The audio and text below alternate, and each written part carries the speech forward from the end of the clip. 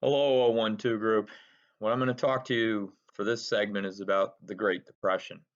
And on a kind of global basis, but there's going to be a point about this of moving between two different regions, basically, for this sense, and that's the United States and Europe.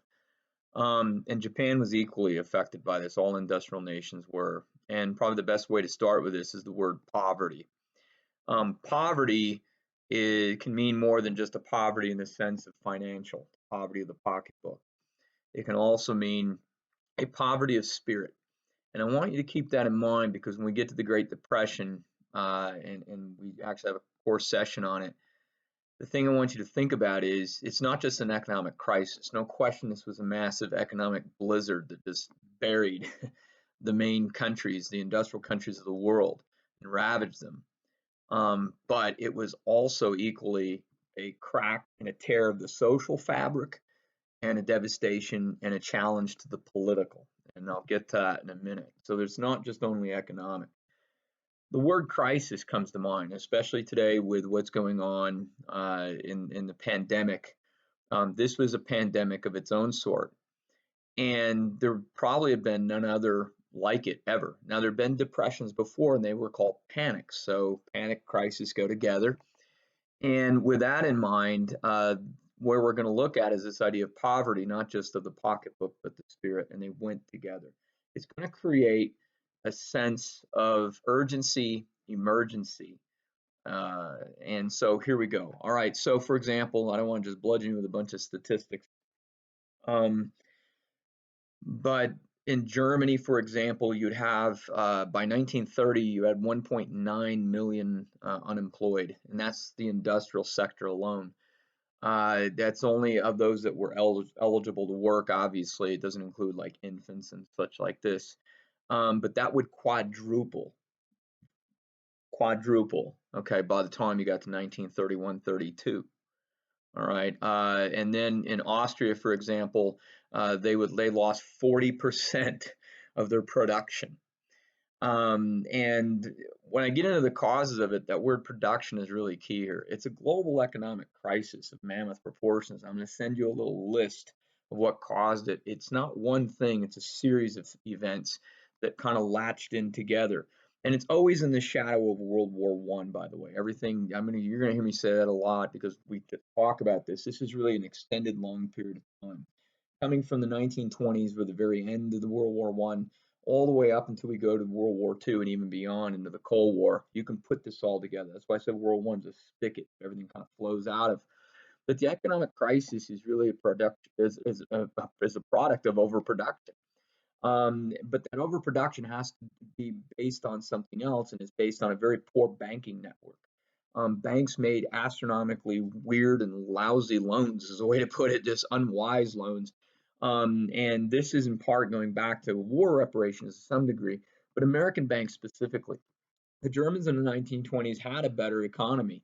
By 1924-25, the German economy had recovered, but it recovered based on American loans. Now, because these loans is based on this false sense of security, this idea of a credit structure is put in place. And the credit structure was not just nation loaning nation, it was bank loaning individual, bank loaning business. And so we became overextended in that credit system. And the problem with that is this overproduction is this going on. Nations created these things called tariffs. This became the normal procedure of protectionism. So not only do we have the problem of production, overproduction, we have the problem of protectionism, which these tariffs are basically tax on imported goods. So as nations kept raising their tariffs, it started to have an impact on international trade. So it's all these things going in together, the idea of overproduction, the idea of an international trade system with tariffs in place, and then the third thing is banking crisis. And what's going to happen is basically liquidity is going to die down. Now, liquidity means the money. And so what's going to happen is you're not going to have the person buying it, supply and demand. You're not going to have the person with the capability to buy the toaster or whatever you're making. And now businesses are going to react to this. Because the banking system is overextended, businesses are going to start to make decisions. Your overproduction, right? You have this, you don't have as much demand, so you have this oversupply. So what do? You cut jobs. This leads to this massive unemployment.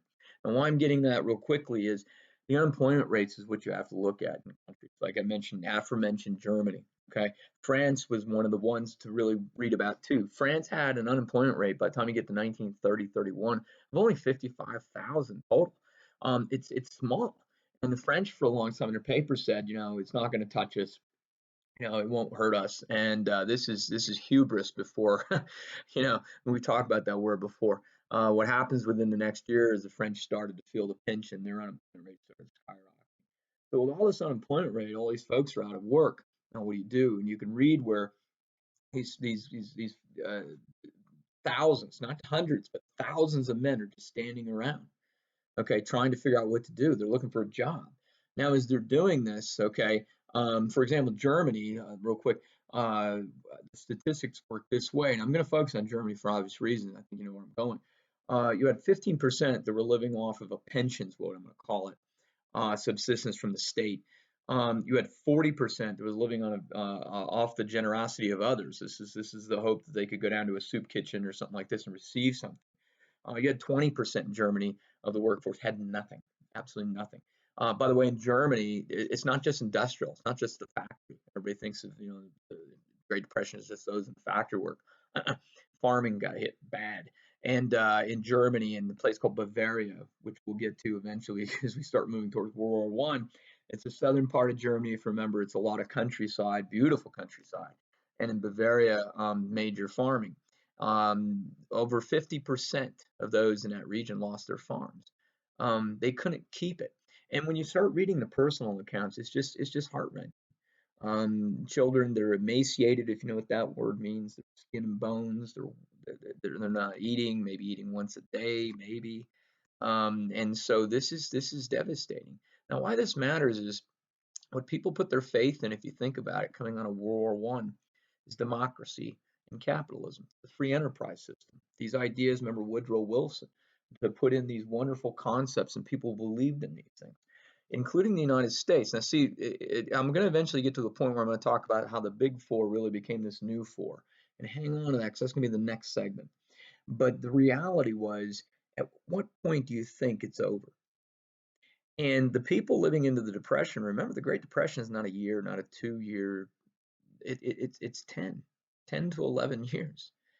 And as time goes along, if you believe because of my merit, because of my work ethic, that I've earned it and therefore prosperity comes because of that, what happens if it goes the other way? That's why I said it's a poverty of spirit. It's a psychological phenomenon as much as it is an economic.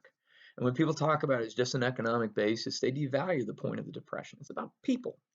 And people and government go together. We can go all the way back to the very beginning of the semester, can we not? What government based on? And that's why I'm going to throw the United States back in.